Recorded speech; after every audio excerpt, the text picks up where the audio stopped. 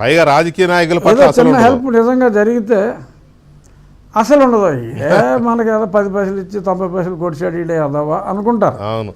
So ఆ thanks అంత పొద్దున్నే లేచిపోయి వచ్చేసి బాబు జగన్ బాబు కొట్టేయాలి అనే అంత హ్యూమన్ బీయింగ్ ఉండదండి నార్మల్గా, for a normal human being. ఇది ఏంటంటే కోపం కసి ఉన్నప్పుడు వేసేయాలి అనుకుంటారు. నేను మన డిబేట్లో కూడా మీరు గుర్తు తెచ్చుకుంటే ఎప్పుడు ఒక సంవత్సరం క్రితం అన్నా ఎప్పుడు పోలింగ్ డేట్ వస్తుందా, ఎప్పుడు తెల్లారుతుందా, బాక్సులు తెరిచి టైంకి నొక్కాలి అని జనం ఉవ్విళ్ళూరుతున్నారు. ఇది ఇప్పుడు తెలియదు, ఆ టైం దాకా అప్పుడు దాకా బయటపడరు అని వీళ్ళ ఆక్రోశం నాకు తెలిసే నేను మాట్లాడింది. వీళ్ళకి ఎవరికైనా కోపం, ఆక్రోశం, క్రోధం ఇవన్నీ ఉంటే అసలు నిద్ర పడదు. They will feel restless. అలాగా ఆ రెస్ట్లెస్నెస్తో ముందే వచ్చి, ఎందుకంటే ఇప్పుడు మగవాళ్ళకి మద్య నిషేధం అని చెప్పి ఎంత మోసం చేశాడండి. మోసం చేసింది ఆడవాళ్ళనే కదా. అవును. మద్య నిషేధం అని చెప్పి మరి వాళ్ళకేమో 13,000 ఇచ్చి 65,000 రూపాయలు అతను కొట్టేశాడు అన్న లెక్క ప్రతి మందు కొట్టే భర్త ఉన్న ప్రతి భార్యకి తెలుసు ఆ లెక్క. ఎంత దోచుకున్నాడు, ఆరోగ్యం ఎంత పోయిందని. జనరల్గా మనం మగువకు మాంగళ్యం ఇంపార్టెంట్ అని అంటాం, నిజం కూడా. సో అటువంటిది భర్త డబ్బులు గొల్లయి ఒళ్ళు గొల్లయిన తర్వాత ఏ స్త్రీ ఈ వ్యక్తిని బలపరుస్తుందండి? ఒక Hindu or any woman, no woman could tolerate.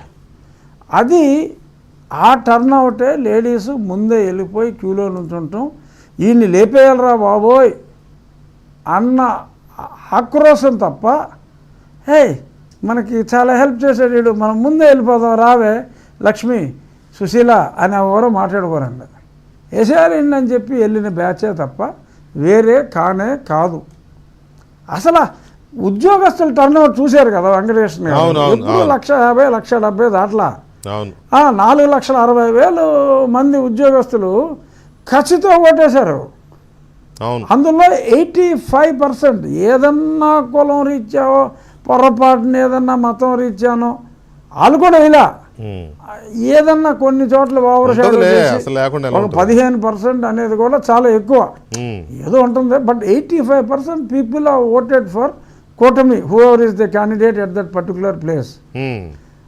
అంటే వాళ్ళ ఫ్యామిలీ మెంబర్స్ తీసుకుంటే ఎంతమంది ఉంటారు? ఇప్పుడు ఎక్కడెక్కడి నుంచో ఎంత ఖర్చు పెట్టుకుని రావాలండి హైదరాబాద్ నుంచి ఇక్కడికి రావాలంటే టికెట్లు కూడా 2,000 3,000 రాను పోను అంటే 5,000 ఖర్చు పెట్టుకుని సెలవు పెట్టి కూడా మరి ఇక్కడికి వచ్చి అంత కష్టపడి పోలింగ్ బూతుల్లో కూడా నరకం అనుభవించారు నిన్న.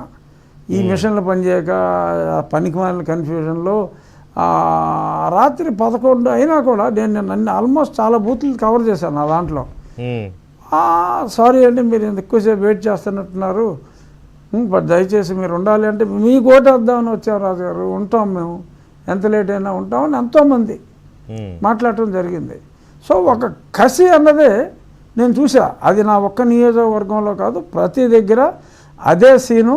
ఇవాళ చెప్పాలి అంటే ఎవడు ఓడిపోతాడు అసలు అని లెక్క పెట్టాలి.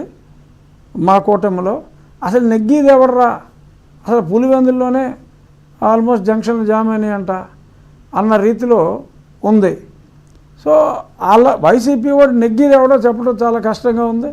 మా కూటమిలో అసలు ఓడిపోయేది ఎవడో చెప్పడం చాలా కష్టంగా ఉంది. It's the ground reality Venkatakrishna గారు. నేను ఏదో కూటమి సభ్యుడని మాట్లాడతా. And coming back to my seat, I have my statistics. 197,000 నాకు నా అసెంబ్లీలో జనం ఓటేస్తే సింహం గుర్తు అతనికి బాగా వస్తే ఒక 15,000 as per my surveys, detailed surveys. Okay. And YSR కాంగ్రెస్కి గతంలో 72,000 వచ్చినాయండి. ఇప్పుడు 65,000 లెక్క పెడుతున్నాయి. ఎంత యాంటీ జగన్ ఉన్నప్పటికీ కూడా నేను స్టిల్ 65,000 లెక్క పెడితే ఇక నాకు మిగిలింది 1,15,000. అంటే 115 - 65 సో ఆల్మోస్ట్ నాకు 50,000 రావాలి.